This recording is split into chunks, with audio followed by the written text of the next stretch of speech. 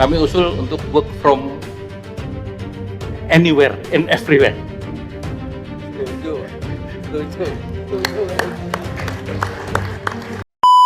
Untuk selanjutnya 3 terakhir, Bapak Menko Ekonomi, Bapak Menteri Perhubungan dengan Kepala BMKG, Bapak Menteri Ekonomi terkait KUR, kemudian insentif dan beberapa kebijakan akhir tahun. Dipersilakan Pak Menko Ekonomi. Terima kasih Bapak yang kami hormati, Bapak Presiden, Bapak Wakil Presiden, Bapak Ibu Menteri. Pertama kami laporkan bahwa situasi indikator makro sampai akhir tahun ini masih baik Pak Presiden, termasuk terkait dengan indeks harga saham pun all time high dan dari Januari naik 20% Pak Presiden. Dan ini salah satu tertinggi di Asia. Kemudian dari neraca perdagangan surplus sampai dengan 2,39 billion. Kemudian tahun berjalan, transaksi juga surplus di 4 billion. Memang di sektor keuangan kita defisit Pak Presiden 8,1. Cadangan devisa masih tetap tinggi di 150 billion. Yang positif pertumbuhan kredit tetap positif 7,36%. Dan uang premier yang kemarin digelontorin Pak Menkyu ini juga tinggi Pak, tumbuh 13,3%, 2.136 triliun. Jadi efeknya tahun depan akan positif Pak Presiden, dan juga tahun ini dengan tadi sebagian dari KL penggunaan anggarannya juga baik, maka target 5,2% tahun ini insya Allah tercapai, dan kuartal keempat juga insya Allah kenaikannya di atas 5,4% Pak Presiden. Nah kemudian kami masih mendorong dengan program Nataru yaitu belanja retail Pak Presiden. Kemarin yang belanja online, kalau di luar negeri itu Black Friday, tanggal 12 sampai dengan 16 sampai besok, target transaksinya 34 triliun. Kemudian belanja di Indonesia saja, hampir semua pusat perbelanjaan memberikan transaksi sampai diskon 80% Pak Presiden. Nah ini sampai dengan 80% Pak, ada yang 20, 50, 80. Nah ini target transaksinya 30 triliun Pak. Kami lihat di pasar sudah mulai ramai Pak Presiden. Kemudian yang di pasar retail modern atau retail kecil, itu every purchase is cheap 1 sampai 31 Desember, targetnya 56 triliun Pak Presiden. Jadi total belanja di bulan Desember ini diperkirakan 110 sampai dengan 120 triliun. Nah ini mudah-mudahan akan mendorong pertumbuhan dari segi konsumsi. Kemudian berikut event pariwisata juga digenjot oleh Menteri Pariwisata, ada 37 di bulan Desember ini, sehingga ini juga akan mendorong pergerakan daripada penduduk Indonesia Pak Presiden. Mulai dari event yang sifatnya Nusantara, event MICE, dan event nasional. Ini sepanjang tahun dikurasi, dan ini diumumkan juga melalui media sosial ke publik.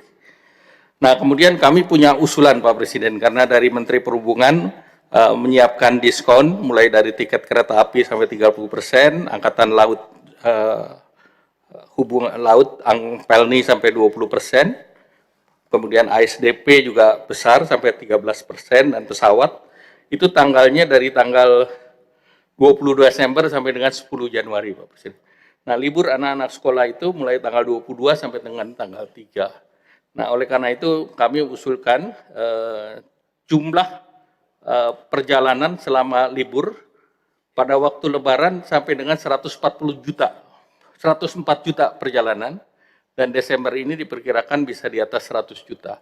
Nah, oleh karena itu kami usulkan, karena ada tanggal 29, 30, dan 31 yang diantaranya juga di antara libur Pak, kami usul untuk work from anywhere and everywhere. Setuju, setuju, setuju. Karena keluarga nggak bergerak kalau orang tuanya, ayahnya nggak jalan Pak. Jadi ini kami usulkan. Tapi work from Hambalang juga boleh Pak. Nah, itu yang paling penting mungkin. Nah, kemudian yang kedua kami laporkan Pak Presiden, ini pada waktu Queen Maxima hadir, Bapak Presiden sudah mengetok Pak perubahan dari Dewan Nasional Keuangan Inklusif menjadi Dewan Nasional Kesejahteraan Keuangan.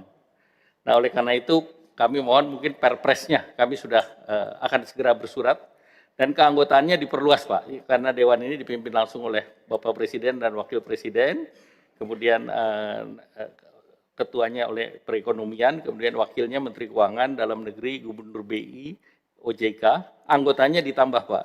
Yang ditambah adalah Menteri Kependudukan dan Pembangunan Keluarga, kemudian stakeholder BP BUMN, kemudian Badan Perlindungan Konsumen, Ketua Umum Kadin dan Apindo. Karena kemarin minta stakeholdernya dilibatkan Pak Presiden. Sehingga dengan ini kami akan mengukur nanti perekonomian keluarga Pak Presiden. Jadi bukan hanya ekonomi secara nasional dan agregat, tetapi kami sudah bicara dengan BPS bahwa keluarga pun nanti kita monitor karena tahun depan ada sensus ekonomi Pak. Jadi kita titipkan sehingga kita bisa mengetahui resiliensi ekonomi keluarga yang tentu ini akan memperkuat fundamental ekonomi kita. Nah, dari data yang ada yang arahan Bapak Presiden inklusi keuangan, kita capaiannya sudah baik. 92,7%, literasi keuangannya 66,4%. Dibandingkan negara OECD rata-rata, Pak Presiden, itu 62%. Jadi kita sudah lebih tinggi dari negara-negara OECD, dan jumlah rekening di pelajar, Pak, kita ada program satu rekening satu pelajar, itu sudah ada 58 juta rekening, Pak, dari SD sampai dengan SMA. Jadi arahan Pak Presiden sudah berjalan di sini dan untuk ditingkatkan. Dan ini mohon nanti arahan Pak Presiden selanjutnya. Kemudian yang berikut Pak, terkait dengan KUR, terkait dengan dampak bencana di Provinsi Aceh, Sumut, dan Sumbar, total Aceh, Sumut, dan Sumbar, itu KUR-nya 43,95 triliun Pak Presiden, dan jumlah debiturnya ada 1.018.282 orang, yang terdampak kepada bencana ini ada 8,9 triliun, dan 158.848 debitur. Nah, ini kami mengusulkan kebijakan terkait dengan bencana, bahwa yang pertama kita petakan dampak bencana debitur KUR, debitur tidak membayar asuran pokok maupun bunga, Pak. Kita hapuskan. Kemudian penyalur atau menerima pembayaran asuran pokok dan bunga serta tidak melakukan klaim. Kemudian asuransi tidak menerima pengajuan klaim dari penyalur, dari perbankan, dan pemerintah membayar subsidi bunga atau subsidi margin terhadap KUR reguler di tahun ini. Kemudian status kolektibilitas tetap sampai dengan posisi 30 November. Jadi mereka tidak dalam tanda petik tidak default Pak Presiden. Kemudian penghapusan dan relaksasi kewajiban KUR terhadap debitur KUR existing. Penghapusan diberikan kepada debitur kepada yang usahanya sama sekali tidak dapat dilanjutkan. Ada pengusaha yang mesin produksinya pun terkena bencana. Nah, ini kita berikan penghapusan. Kemudian juga relaksasi untuk perpanjangan jangka waktunya, Pak. Tenornya kita perpanjang. Kemudian grace periodnya diberikan di tahun 2026. Suku bunga margin di tahun 2026 kita nolkan, Pak, untuk mereka.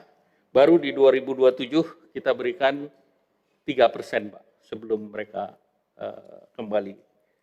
Kemudian di fase percepatan pemulihan, relaksasi kepada debitur baru, yaitu grace period, mereka tidak perlu 6 bulan sudah dalam usaha itu, Pak. Jadi kita beri kemudahan, kemudian diberikan grace period angsuran pokok di 2026, kemudian juga relaksasi kepesertaan di BPJS Ketenagakerjaan. Nah, kemudian selanjutnya, perpanjangan tenor itu berdasarkan penilaian objektif dari penyalur KUR atau perbankan, subsidi bunga dan subsidi margin reguler dan tambahan mengacu kepada KMK yang keuangan 317/2023. Penghapusan itu mencakup piutang penyalur KUR, baik lembaga keuangan ataupun koperasi milik pemerintah, daerah atau swasta. Kemudian relaksasi yang bersifat administrasi, mereka diberikan 6 bulan, Pak, karena mereka tidak punya KTP, NIB, dan SKU. Jadi dalam 6 bulan, karena perbankan punya data, pakai data perbankan, mereka tidak perlu untuk dipersyaratkan itu, Pak. Demikian mungkin mohon arahan selanjutnya.